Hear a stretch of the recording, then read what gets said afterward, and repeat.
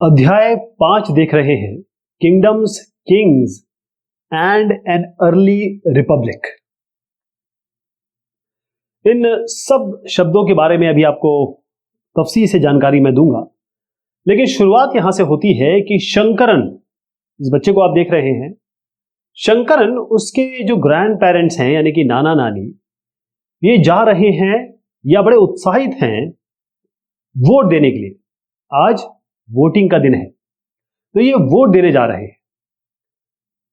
ये वोट क्यों देने जा रहे हैं? इसके दिमाग में, शंकरन के दिमाग में ये सवाल गूंजा। नाना नानी कहते हैं, बेटा हम अपने रूलर्स या हम अपने शासक जो हम पे शासन करने वाले हैं उन लोगों को चुनने जा रहे हैं, चुनने जा रहे हैं। तो इसका मतलब क्या हुआ? जो पहले राजा हुए वो कैसे थे? हमने ये देखा पहले डिस्कशन में कि जो राजा थे, सरदार थे, उनको जन मतलब लोग, पब्लिक, जन लोग होते हैं, उन लोगों ने इलेक्ट किया इनको। लेकिन 3000 साल पहले चीजें चेंज हुई, व्यवस्थाएं चेंज हुई। हुआ ये कि कई ऐसे राजा हुए, ऐसे राजा बनने की कई लोगों ने कोशिश की, बड़े बड़े सैक्रिफाइस करके, यानी बड़े बड़े यज्ञ करके, बड़े बड़े यज्ञ करके इन्होंने अपने आप को राजा की पदवी दी। तो इसमें होता क्या था? इसमें एक अश्वमेध यज्ञ होता था। अश्वमेध यज्ञ यहां पर देखिएगा, ये अश्वमेध यज्ञ है। इसमें होता यह था कि एक राजा है जो अपने आप को मेन राजा मानना चाहता है, उस इलाके का बनाना चाहता है, तो एक घोड़े को छोड़ दिया करता था। केवल घोड़ा होता था, उसके ऊपर कोई ये कहेंगे बैठने वाला नहीं होता था, सिंगल घोड़ा होता था। लेकिन इसके आसपास कुछ राजा के लोग होते थे जो इस घोड़े पे नजर रखते थे। अब ये घोड़ा गया कहीं, यहां पर स्वतंत्र विचरण करता था, ये कहीं भी जाता था। यहां पर गया, यहां पर जो वहां का राजा है, वहां का जो भी सरदार है, वो अगर घोड़े को जाने दे, इसका मतलब ये है कि इन्होंने मान लिया है कि ये राजा इनसे ज्यादा शक्तिशाली है। फिर ये कहीं यहां पर गया, यहां पर अगले आदमी ने इनको पकड़ा नहीं, मतलब अपने इलाके से जाने दिया। फिर इन्होंने भी मान लिया कि ये राजा हमसे शक्तिशाली है। फिर ये यहां पर आया घोड़ा, और यहां पर एक आदमी है या एक राजा है जिसने उस घोड़े को रोक लिया, जैसे आप यहां देख रहे हैं। इसका मतलब अब इस राजा को इस राजा से लड़ाई करनी होगी। दोनों में से जो श्रेष्ठ होगा, जो जीतेगा, वो ही जीतेगा, वो ही राजा होगा। तो होता यह था कि राजा ये यज्ञ किया करते थे। अगर मान लीजिए ये तीनों लोग या जितने भी घोड़े की वो एरिया चाह रहे हैं, वहां तक घोड़े जाते थे। जैसे मैं आपको एग्जांपल दूंगा, ये जो आप चित्र देख रहे हैं, ये उत्तराखंड का है। उत्तराखंड में बाकायदा ये प्रथा थी, अश्वमेध यज्ञ हुए थे इन इलाकों में। चाहे आप चमोली ले लें, चाहे आप उत्तरकाशी ले लें, यहां पर हुआ था। इसके हमारे पास एविडेंसेस हैं। तो फिर ऐसा हुआ कि जब ये राजा, मान लिया जाता था कि भाई ये तीनों मान गए हैं, तो अब ये राजा यज्ञ करते थे। अब ये यज्ञ करते थे, बड़े से ये सिंहासन में बैठते थे, ऐसे करके बड़े से सिंहासन में यहां बैठते थे। और पीछे आप देखिएगा कि यहां बताया गया है कि टाइगर यानी बाघ की स्किन, उसकी खाल लगी होती थी, यानी कि बड़े से सिंहासन में बैठते थे। और इसके साथ जो सारथी होता था, राजा का जो सारथी होता था ना, वो आता था और वो राजा के बारे में, राजा की स्तुति किया करता था, राजा की गुणगान किया करता था, यानी कि chanted tales of his glory, बहुत तारीफ किया करता था। राजा ऐसे, राजा वैसे, राजा ने ये किया, राजा ने वो किया।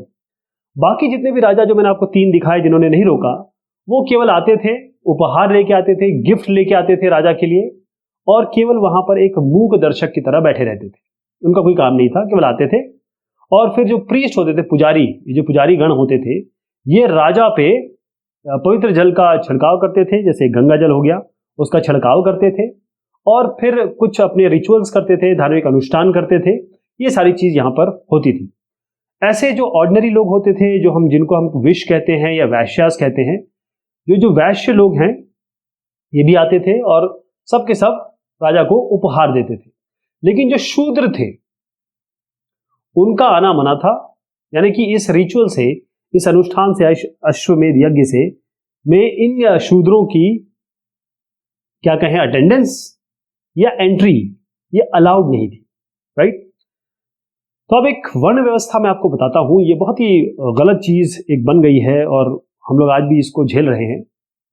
वर्ण व्यवस्था ऐसा हुआ, अच्छा इसमें बताया गया है, पहले मैं आपको बता दूं कि वर्ण व्यवस्था से बात करने से पहले बहुत सारी बुक जो है वो नॉर्थ इंडिया में लिखी गई। हिंदुस्तान का जो नॉर्थ पार्ट है जिसे हम उत्तर भारत कहते हैं, वहां पर बहुत सारी किताबें लिखी गई और खास तौर पे जो गंगा जमुना है, जहां पर गंगा यमुना है उस इलाके में बहुत सारी लिखी गई। अब ये जो किताबें हैं ये ऋग्वेद के बाद लिखी गई, तो इसीलिए इसको पोस्ट ऋग्वेद या उत्तर लेटर वैदिक पोस्ट वैदिक उत्तर वैदिक काल के किताबें कहा जाता है, जिसमें सामवेद है, यजुर्वेद है, अथर्ववेद है, ये सारे के सारे इसमें आते हैं। तो इन किताबों में लिखा क्या है, ये किताबें किन्होंने लिखी है, पहले तो आप ये जान लीजिए कि इनको प्रीस्ट ने लिखा है, यानी कि पुजारियों ने लिखा हुआ है। इन किताबों को पुजारियों ने लिखा हुआ है और इसमें बताया गया है कि भाई धार्मिक अनुष्ठान कैसे होंगे और जो समाज है, सोसाइटी है, उसके लिए क्या नियम कायदे कानून है, ये सब किसने बताया, किसने लिखा, प्रीस्ट। और इन किताबों का मैंने आपको विवरण दिया, इसमें धार्मिक अनुष्ठान बताए गए हैं, समाज के नियम बताए गए हैं। अब जो चार मैं आपको पार्ट बता रहा हूं, चार डिवीजन जो हुए वो ये है थे ब्राह्मण। ब्राह्मण जो थे वो प्रीस्ट थे, एकेडमिक्स या एकेडमिशियन थे, या तो ये पुजारी का काम करते थे या फिर ये पढ़ाते थे या टीचिंग करते थे, इन्हीं धर्म को ही ये टीचिंग इसकी किया करते थे। सबसे टॉप लेवल पे आते थे, ये सबसे ऊपर माना जाता था। उसके बाद आते थे क्षत्रिय। क्षत्रिय वो होते थे जो अपने इलाके को बचाते थे, लड़ाई करते थे, युद्ध करते थे, वॉरियर किंग्स कह सकते हैं इनको। तीसरे लेवल पे आता है वैश्य। वैश्य वो है बिजनेस कम्युनिटी, जैसे आज अगर आप देखेंगे अग्रवाल हो गए जिन्हें हम बनिया कहते हैं, ब्राह्मण्स वो हो गए जैसे शुक्ला, आपके पाठक, पांडे जी, ये उस जमाने के ऐसे कहा जाता था उनको। आज तो खैर सब नॉर्मल हो गया है, ऐसा कुछ ज्यादा नहीं है, लेकिन फिर भी थोड़ा बहुत तो है ही। सबसे लो लेवल पे आया करते, अच्छा वैश्य बता दिया ना मैंने, हाँ वैश्य जो कम्युनिटी थी वो बिजनेस कम्युनिटी थी, लेन देन आदान प्रदान इनका काम किया करती थी, और बड़े बड़े जो एग्रीकल्चरिस्ट थे वो वैश्य में आते थे। उसके बाद शूद्र आते थे। शूद्र जो थे वो इन तीनों के का काम क्या करते थे, यानी इन तीनों का सपोर्ट करना इनका काम था, इनकी सेवा करना शूद्रों का काम था। और इस शूद्र में भी अति शूद्र आते थे, जिनको आज दलित कहा जाता है, हरिजन कहा जाता है, वो जिनका छूना भी अगर ब्राह्मण के आसपास भी गुजर गए तो फिर बहुत ये अपवित्र माना जाता था। तो ये बताया गया है कि जो पुरोहित हुआ करते थे और जो क्षत्रिय हैं, वॉरियर्स, ये तो पैसे वाले थे, ठीक। कुछ ऐसे फार्मर्स और ट्रेडर्स भी थे, जो मर्चेंट्स थे, वो भी पैसे वाले थे, मतलब ठीक ठाक थे।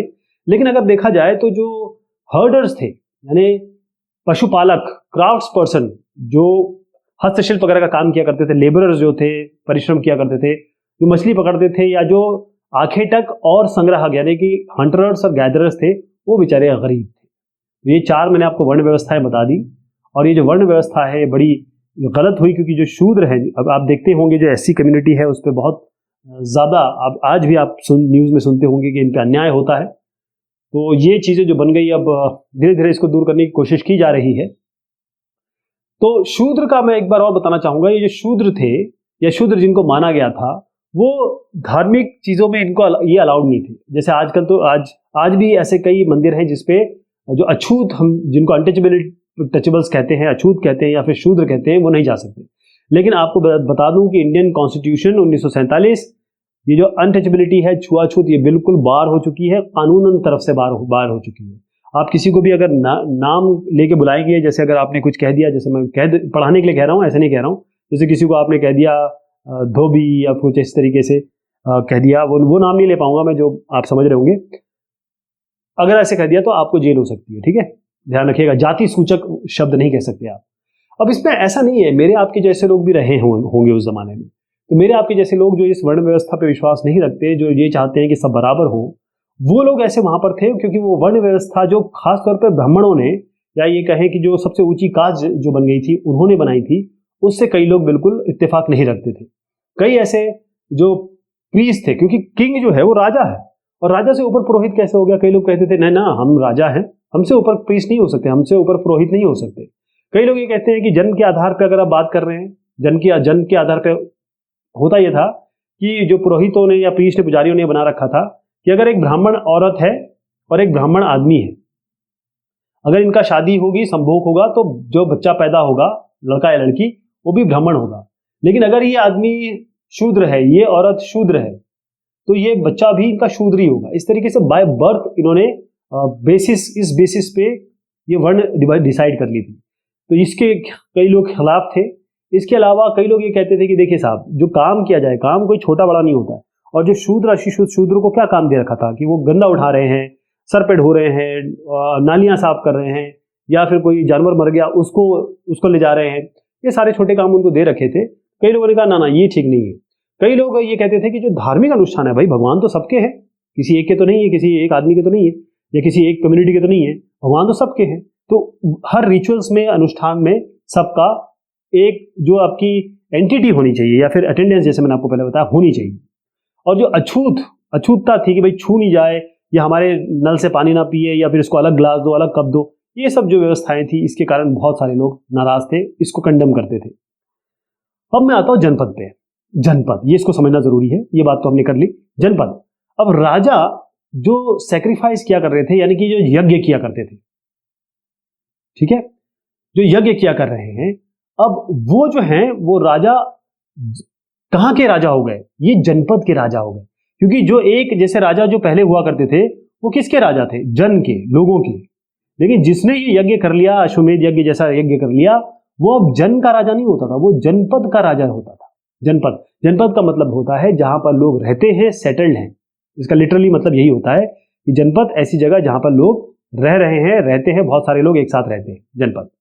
तो आर्कियोलॉजिस्ट जो पुरातत्व वेत्ता है, उन्होंने हमें बताया कि काफी सारी उनको जनपद के साक्ष्य मिले हैं। जैसे पुराना किला दिल्ली में, हस्तिनापुर मेरठ के पास है, और अतरंजी खेड़ा ये एटा के पास है, उत्तर प्रदेश में। उन्होंने ये भी पता किया कि भाई जो लोग थे वहां पर, वो झोपड़ियों में रहते थे, हट्स में, और जानवर रखते थे, जैसे गाय बैल रखते थे।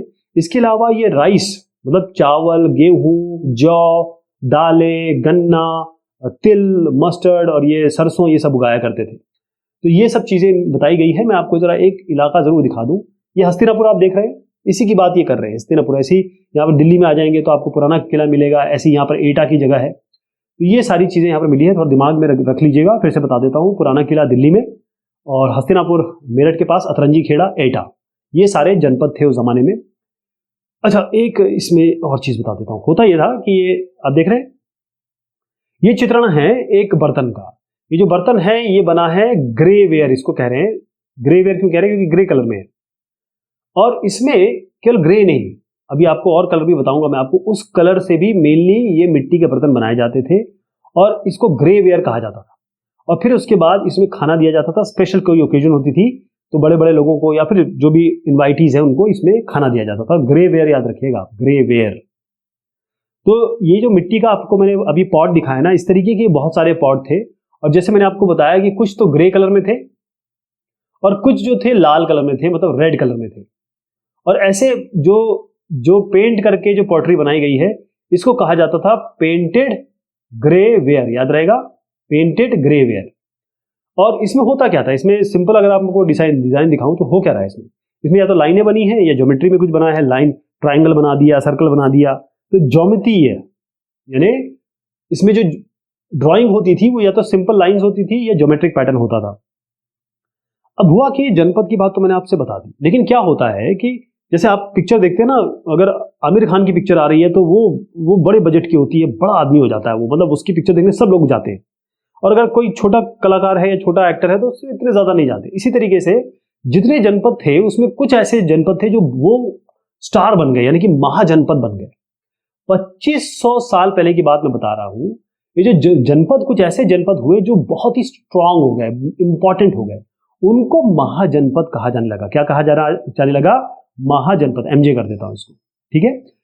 इन महाजनपदों में कुछ खासियत थी। एक जो चीज ये थी कि इनकी सबकी बड़ा इलाका था, और उस बड़े इलाके की एक जगह ऐसी होती थी जिसको ये कैपिटल कहते थे, कैपिटल, राजधानी। और ये जो कैपिटल होता था उसको पूरे तरीके से किलाबंदी करके रखते थे। ये इस तरीके से किलाबंदी होती थी, यानी पूरा जो ये बाउंड्री है, इसमें ये ईंट, मिट्टी, गारा, सब लगा के बड़ी बड़ी दीवारें खड़ा कर दिया करते थे, मतलब फोर्टिफाई किया जाता था। फोर्टिफाई यानी फोर्ट बना दिया जाता, किलेबंदी कर दी जाती थी। अब इसको क्यों किया जाता था, ये भी सवाल उठता है। पहली चीज तो ये है कि अगर मान लीजिए किलाबंदी आप नहीं करेंगे तो कोई भी अगर कोई फाइट करने आ रहा है या आपके ऊपर आक्रमण कर रहा है तो वो तो अंदर घुस जाएगा। आप तो बात, अगर फोर्टिफाई है, अगर आपके बड़े बड़े दीवारें हैं, किला है, तो अंदर आने में उसको परेशानी होगी। तो आप ये समझ लीजिए कि अटैक से बचने के लिए इसलिए बनाते थे किलाबंदी। आप ये किलाबंदी ये सब किले ही है। कौशाम्बी का एक इलाका है, मैं बताऊंगा अभी आपको। तो यहाँ पर एक तो अटैक से बचने के लिए, मतलब प्रोटेक्शन के लिए, बेसिकली प्रोटेक्शन के लिए। दूसरा ये है कि अपना रिच, बहुत वो कहें कि हम प्रभावशाली हैं, पैसे वाले हैं, तो रिच और पावरफुल कह लीजिए, अपने आप को पावरफुल दिखाने के लिए, अपनी वैभव को दिखाने के लिए इसलिए बना देते थे। तीसरी चीज ये होती थी, तीन, ये तो एक ही हो गया, अटैक प्रोटेक्शन और अपने आप को वैभवशाली दिखाने के लिए। तीसरी चीज ये थी कि देखिए, अगर आप एक घर में रहते हैं तो आप कंट्रोल में आसानी से आ जाते हैं ना। अगर आप बड़े घर में रहते हैं, ऊपर का कमरा अलग है, नीचे कमरे का अलग है, तो मम्मी फोन करेंगे, बेटा आजा खाना खाने। लेकिन अगर दो ही कमरे हैं तो वही बोल देगी, यही सवाल लगा देगी, आप सुन लेंगे। इसका मतलब ये है कि जितने लोग यहाँ रहते थे उनकी अच्छे से देखरेख हो सकती है या उनको अच्छे से मैनेज किया जा सकता है। और इन दीवारों को बनाने में देखिए कैसी दीवारें हैं, आदमी के हिसाब से समझ रहे होंगे कितनी बड़ी बड़ी दीवारें हैं। आदमी इतना छोटा, इतनी बड़ी बड़ी दीवारें बनाई गई। तो इसके लिए बहुत सारे ब्रिक्स की जरूरत पड़ी, बहुत सारी प्लानिंग की जरूरत पड़ी। ब्रिक मतलब ईंटें, बहुत सारे परिश्रम यानी लेबर की जरूरत पड़ी और बहुत सारे रिसोर्सेस की जरूरत पड़ी ये सब करने के लिए। क्योंकि करना तो था, क्योंकि अपने आप को बचाना है और ये सब चीजें भी करनी है, अपने आप को प्रभावशाली भी दिखाना है, ये सब चीजें हुई। तो ये आप देखेंगे फोर्ट बना हुआ है, यानी किला बना हुआ है कौशाम्बी का। ये कौशाम्बी एरिया जो है, ये आज के उत्तर प्रदेश के पास जो इलाहाबाद है, जिसको हमने प्रयागराज कर दिया है, अभी नाम ही चेंज किया जा रहा है, हर चीज का प्रयागराज बना दिया गया है। इलाहाबाद है वैसे इसका नाम, था प्रयागराज। इसके पास में कौशाम्बी है, वहां पर हमको ये बड़े बड़े किले, यहाँ पर किले नुमा एक इलाका मिला है। और ये 2500 साल पहले की बात मैं कर रहा हूँ, 2500 साल बाद। ये देखिए, जो हिस्ट्री है वो इज ऑल अबाउट डेट्स दिमाग में रखिएगा। अभी जो नए राजा थे, इनके पास बहुत बड़ी बड़ी आर्मीज हुआ करती थी, और ये जो आर्मी थे, लोग थे, इनको ये सैलरी देते थे, पैसा देते थे। और पैसा कैसे देते थे? कॉइन, मतलब सिक्के बने हुए जिसमें पंचिंग होती थी। तो ऐसे पंच, जैसे कोई भी पंच मार्क हो गया, तो पंच मार्क की कॉइन इनको मिलते थे, जो ट्रेड के काम आते थे। तो यहाँ पर इनकी बाकायदा सैलरीड एम्प्लॉय हो गए थे इनके ये आर्मीज। इन्होंने अपनी बड़ी बड़ी आर्मी रखना शुरू किया था। अब आपको ने देखा, इनको फोर्ट बनाना है, इनको आर्मी रखनी है, इनको कितने सारे काम करने होते थे। इन सब के लिए पैसा कहां से आएगा? अब ये जो महाजनपद थे, जैसे मैंने कहा, बड़े बड़े ये फोर्ट इन्होंने बनाए, ठीक है, इतनी बड़ी बड़ी आर्मीज ये रखा करते थे, कहां से पैसा आएगा, किधर से? तो अगर वो ये इस पे डिपेंड रहे कि भाई कहीं से गिफ्ट आता रहेगा, गिफ्ट आता था इनके पास, मतलब कोई आके उपहार दे देता था। लेकिन अगर गिफ्ट पे केवल आश्रित रहेंगे तो इतनी बड़ी आर्मी और इतना बड़ा फोर्ट या किला अब तो नहीं बना पाएंगे। तो इन्होंने फिर किया, टैक्स लेना शुरू किया। टैक्स कैसे लेना शुरू किया, देखिए मैं आपको बताता हूँ। सबसे पहले इन्होंने टैक्स, 5 ऐसे भाग थे, या कहें 5 ऐसी जनता थी जिनसे ये टैक्स लिया करते थे। किस किस तरीके से? पहली जो जनता है, पहला जो कैटेगरी है वो है फार्मर्स। तो फार्मर्स जो भी पैदावार करेंगे उसका 1/6 भाग ये जाएगा राजा के पास। इसको हम भाग कहा करते थे, BHAG, 1/6 भाग फार्मर के पास जाता था। इसके बाद जो भी क्राफ्ट पर्संस थे, यानी क्राफ्ट पर्सन में कोई भी हो सकता है, जो ब्लैक स्मिथ हुआ, वीवर हुआ, मतलब जो बुनते हैं, लोहे का काम करते हैं, चमड़े का काम करते हैं, वो एक दिन महीने का, जैसे 30 दिन है ना, ये एक दिन हर आदमी राजा के लिए काम करेगा। ये हो गया टैक्स, इन्होंने दे दिया एक तरीके से। हर्डर्स जो होते थे, हर्डर्स क्या होते हैं? जो पशुपालक होते थे। पशुपालक क्या करते थे? वो अपना जो भी जानवर है उसका घी, दूध, गोश्त, ये सब राजा को पहुंचाया करते थे। ये हो गया। इसके बाद आते हैं जो ट्रेडर्स, जो भी सामान खरीदा बेचा जाता था उसके हिसाब से। अब आप देखिए, आज आप कुछ भी अगर खरीदते बेचते हैं तो जीएसटी लगता है ना, कभी 13%, 18%, 28% तक भी है। तो जीएसटी जो है, गुड्स एंड सर्विसेज टैक्स, इसी तरीके से उस जमाने में वो टैक्स लगाते थे कि कोई भी सामान बेचोगे, खरीदोगे, टैक्स देना पड़ेगा। तो ये एक टैक्स हो गया जो ट्रेडिंग के लिए होता था। और जो हंटरर्स और गैदरर्स थे, यानी कि जो आखेटक थे, शिकार करते थे, और जो संग्रहण किया करते थे वो जो भी फॉरेस्ट से लेके आ रहे हैं वो भी उसका एक भाग वो किसको दिया करते थे? राजा को। तो इस जमाने में जो मैं आपको समय बता रहा हूं, यहां पर एग्रीकल्चर में बहुत बड़े चेंज हुए। एग्रीकल्चर में बहुत बड़े चेंज हुए। पहला चेंज तो ये था कि ये जो आप देख रहे हैं ना, इसे कहते हैं प्लो, हल जो होता है इस तरीके से, ये मिट्टी को, ये पैना बनाया जाता था, और यही पोर्शन दिखा रहा हूं मैं आपको। ये पैना पोर्शन मिट्टी को उठाता था ताकि इसमें बुआई हो सके। लेकिन क्योंकि लकड़ी का होता था तो जो हार्ड मिट्टी है इसको नहीं छेद पाता था ये बहुत अच्छे से, बहुत मेहनत लगती थी। तो इस जमाने में ये जो हल है इसके सामने यहां पर इन्होंने बनाना शुरू किया लोहे का, आयरन का। ठीक है जी, आयरन का बनाना शुरू किया। और जैसे ही ये आयरन प्लोशेयर्स, ये है आयरन प्लोशेयर्स, इन्होंने बनाना शुरू किया। आराम से इन्होंने मिट्टी खोदी आराम से, और बहुत ज्यादा पैदावार अच्छे से बढ़ गई। पहली चीज समझ गए। दूसरी चीज इन्होंने शुरू किया उसे कहते हैं पैडी ट्रांसप्लांटिंग। होता क्या था, जैसे मान लीजिए एक इलाका है, इसमें ये चावल के दाने फेंक दिया करते थे, ऐसे ही होता है, और इसमें कुछ पैदावार हो जाती थी, कुछ नहीं होती थी। तो 50-60% मतलब 30-40% मान लीजिए ये पैदावार नहीं हो पाती थी, सारे पौधे नहीं उग पाते थे।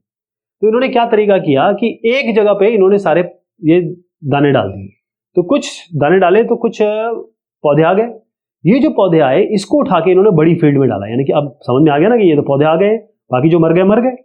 तो यहां पर जो पौधे लगाए जाते थे वो बढ़ते थे और बहुत अच्छी पैदावार देते थे। तो दो चीज हो गई, यूज ऑफ आयरन प्लोशेयर, लोहे के हल शुरू किया इन्होंने यूज करना, और दूसरी चीज इन्होंने पैडी की प्रॉपर ट्रांसप्लांटिंग, मतलब यहां से वहां, जैसे यहां जो उग जाते थे वो वहां डालते थे, फिर यहां उगते थे। तो ये जो काम था ये बहुत मेहनत का काम था, क्योंकि डबल काम हो गया ना, पहले तो यहां उगाओ फिर यहां से यहां ट्रांसफर करो। तो ये बहुत कमर तोड़ने वाला काम था, बैक ब्रेकिंग वर्क इसको कहते हैं। और ये जो बैक ब्रेकिंग वर्क था ये कौन किया करते थे? ये बेचारे वही दास दासी किया करते थे, कम्मकार्स कहते हैं इसको, ध्यान रखिएगा दिमाग में। जो कम्मकार मतलब जो लेबरर हुआ करते थे वो करते थे। अब मैं आपको ले जाना चाहता हूं मगध में। मगध का इलाका, मगध ले जाऊंगा और वज्जी ले जाऊंगा, ठीक है। ये इससे थोड़ा सा हमें सूक्ष्म निरीक्षण हम कर सकते हैं। आप ये मगध देखिएगा, ये दक्षिण पार्ट है आज का जो हमारा बिहार है, उसका दक्षिण पार्ट देख लीजिए। ये जो मगध था ये बहुत बड़ा महाजनपद था, क्योंकि एक तो चीज ये है कि इसके राजा बड़े स्ट्रांग हुए, दूसरा यहाँ पर गंगा नदी भी है और सोन नदी भी है, और ऐसे बहुत सारी नदियों के कारण यहाँ पर फायदा क्या हुआ इनका? फायदा ये हो गया कि एक तो इनको यातायात, नदी में यातायात कर सकते थे, ट्रांसपोर्ट हो सकता था, पानी मिल रहा था, और जो जमीन थी बड़ी उपजाऊ थी। आसपास के जो जैसे जंगल थे ना, यहाँ से ये एलिफेंट या हाथी पकड़ के लाते थे, उसको ट्रेन कर देते थे। इसके अलावा ये लकड़ियां जो जंगल से मिलती थी उससे ये रथ बना लेते थे, चेरियट बना लेते थे, यानी कि औजार बना लेते थे, टूल्स, वेपन। और इसके अलावा ये जो इलाका है यहाँ पर आयरन बहुत मिलता है, लोहा बहुत मिलता है। आजकल तो सारे यहाँ पर जो खदानें वो यही है, तो जो लोहा मिलता था उससे ये औजार बनाते थे, हथियार बनाते थे। तो इस कारण से ये इतने पावरफुल हो गए थे। मगध जो है इसके दो बड़े बड़े राजा हुए, बिंबिसार, अजातशत्रु। दिमाग में डाल लीजिए, बिंबिसार बी से याद रखिए, और अजातशत्रु, ये दोनों थे जो कुछ भी कर सकते थे अपने राज्य को बढ़ाने के लिए। और इसके बाद एक और हुए महापद्मनंदा, याद रहेगा, महापद्मनंदा, ये भी एक इंपॉर्टेंट रूलर हुए। इन्होंने भी बहुत बहुत बड़े एरिया तक बढ़ाया इस मगध राज्य को। ये जो है इसको पहले कहा जाता था राजगृह, ये देखिएगा राजगृह, अब इसको राजगीर कहा जाता है। ये पहली राजधानी थी मगध की। उसके बाद ये चले गए पाटलिपुत्र, ये पाटलिपुत्र राजधानी हो गई, जिसको जो आज का पटना है, वो ही पाटलिपुत्र था। अब आपको एक छोटी सी कहानी बताता हूं। 2300 साल पहले ये हुआ कि एक साहब जिनका नाम है अलेक्जेंडर, सिकंदर, ये आए हिंदुस्तान। इन्होंने काफी जगह कॉन्कर की, ये जीते, वर्ल्ड को जीतना चाहते थे ये पूरा। तो ये आए, इजिप्ट जीत लिया इन्होंने, वेस्ट एशिया जीत लिया, इजिप्ट मतलब मिस्र। ये जैसे ब्यास नदी के करीब आए तो इन्होंने कहा चलो अब ये मगध पे आक्रमण किया जाए। तो इनके जो सोल्जर्स थे ना, इनके जो लोग थे, उन्होंने कहा साहब हाथ जोड़ते हैं, माफ करो, हमने सुना है कि ये जो मगध है या फिर हिंदुस्तान के जितने भी महाजनपद के राजा हैं उनके पास बहुत बड़ी बड़ी सेनाएं हैं, उनके पास रथ है, उनके पास हाथी है, उनके पास हथियार है। तो बस ये कहना था, और अलेक्जेंडर जो है उसको समझ में आ गया कि देखिए इनसे पंगा नहीं ले सकते हैं। फिर मैं आता हूँ यहाँ वज्जी पे। वज्जी की राजधानी आप यहाँ देख रहे हैं वैशाली। वज्जी को पढ़ना जरूरी क्यों है, क्यों समझना जरूरी है, उसको आप थोड़ी देर में समझ जाएंगे। क्योंकि वज्जी में दो नाम आते हैं, एक बुद्ध भगवान बुद्ध और महावीर।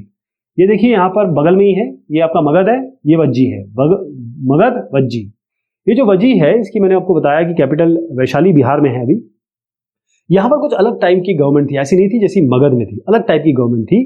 गण और संघ, गण जो है वो एक ऐसा ग्रुप है जिसमें बहुत सारे मेंबर्स हैं। संघ का मतलब है एसोसिएशन, ऑर्गेनाइजेशन, सभा या समिति। तो ये जो गण और संघ है इसमें एक नहीं बहुत सारे शासक हुआ करते थे। और यहाँ पर क्या होता था कि राजा भी बहुत सारे अनुष्ठान करते थे, असेंबली होती थी, लोग बैठ के डिस्कशन करते थे, बात करते थे, डिबेट करते थे। जैसे अगर कोई अटैक करने वाला है उसको कैसे रोका जाए, अगर वो अटैक कर देता तो क्या इसके लिए हम मिटिगेशन करेंगे, क्या हम एक्शन लेंगे। और ये जो औरतें हैं दास और कम्मकार मतलब लेबरर्स, इनका कोई पार्टिसिपेशन नहीं था यहाँ पर इन असेंबलीज में, इन गण और संघ में। तो जो बुद्ध और महावीर हैं जो आज भगवान हैं, मतलब जिनकी भगवान की तरह पूजा की जाती है, ये जो है गण और संघ से ही संबंधित है। ध्यान रहेगा, बुद्ध और महावीर किससे संबंधित है? गण और संघ से। बुद्ध के बारे में और या बुद्ध की किताब काफी लिखी गई है, बुद्धिस्ट बुक जो है, उससे हमें गण और संघ के बारे में बहुत जानकारी मिलती है। इसके अलावा हुआ ये कि ये जो मैंने आपको मगध और वज्जी के बारे में बताया, ये बहुत सालों तक चला। आज से अगर आप 1500 साल पहले तक जाएंगे तब तक इन्होंने राज किया। उसके बाद आए गुप्ता रूलर्स। इसके बारे में हम आगे बहुत बड़ा चैप्टर है गुप्त वंश, तो उसके बारे में बात करेंगे। लेकिन यहाँ पर एक बहुत अच्छा समय इनका गुजरा और इस तरीके से परिवर्तन हुए जो हमने अभी तक समझे। एक और जगह लेके चलता हूं, ये ग्रीस है, यहाँ पर एथेंस है। ग्रीस यानी यूनान। तो 2500 साल पहले की बात मैं कर रहा हूं। 200 साल तक यहाँ पर डेमोक्रेसी रही, जिसको हम गणतंत्र प्रजातंत्र कहते हैं। जितने भी लोग 30 साल से ऊपर थे वो इसके मेंबर्स थे, पूरे सिटीजन्स थे। और 40 करीब बार मीटिंग्स बुलाई जाती थी एक साल में। और जितने भी सिटीजन्स थे, लोग यहाँ पर नागरिक थे, वो आके इस मीटिंग को अटेंड किया करते थे। और लॉटरी सिस्टम से ये लोग नियुक्तियां किया करते थे कि भाई किसको नियुक्त किया जाए, लॉटरी सिस्टम से। इसके अलावा इनके लोग जो हैं, सिटीजन जो हैं, वो आर्मी और नेवी में काम इनका जरूरी था, मतलब 1 साल 2 साल ये काम करना ही करना है। जैसे इजराइल और अमेरिका में होता है, करना ही करना है आदमी को, 1 साल की उसको वो दी जाती है। इसके अलावा जितने भी विदेशी थे, मतलब जो फॉरेनर्स थे, जितने भी काम करने वाले थे, लोग थे, जैसे कमकार लोग हो गए, जैसे स्लेव्स हो गए या लेबरर्स हो गए, तो ये जो थे ना, इनको अलाउड नहीं था, वो इसमें नहीं थे। लेकिन फिर भी आप देखिए उस जमाने में 2500 साल पहले भी ये चीजें थी। चलिए जी, ये बात हुई इस चैप्टर की। बहुत शुक्रिया, बहुत मेहरबानी आप सभी की।